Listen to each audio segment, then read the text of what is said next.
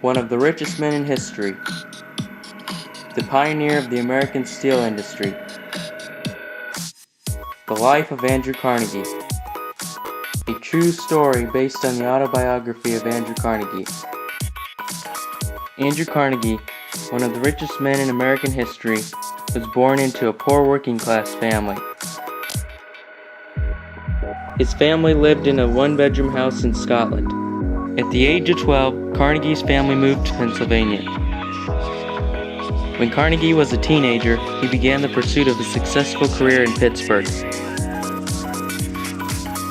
The telegraph messenger boy for the Ohio Telegraph Company was only paid $2.50 a week. However, his perseverance and hard work brought him the opportunities. He was a bright and determined man. Carnegie's early jobs benefited him in connections and education. He got to go to a theater where he developed a passion for Shakespeare.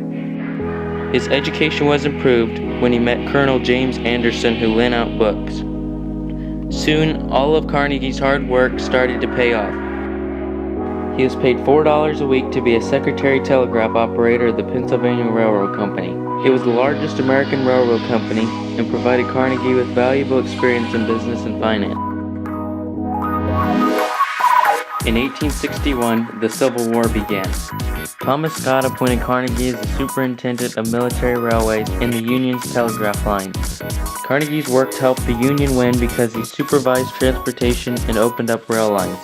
The Civil War led to the rise of American industry and the need for steel essential. After the Civil War, Carnegie gained wealth and contributed to the rise of industry. He became the largest manufacturer of steel rails, pig iron, and coke in the 1880s. Eads Bridge project across the Mississippi River was the first major steel bridge. Carnegie built the bridge after he formed the Keystone Bridge Company. The Carnegie Steel Company was started in 1892.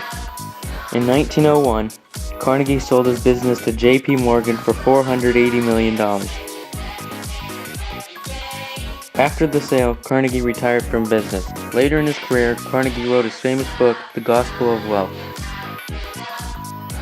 It was based upon Carnegie's contentions that a successful businessman should base his life upon the gathering and distribution of wealth. He followed these principles and became a philanthropist. He funded 3,000 public libraries throughout the world. Carnegie died on August 11, 1919, in Lenox, Massachusetts from pneumonia. People will remember Carnegie's life as a representation of the American dream.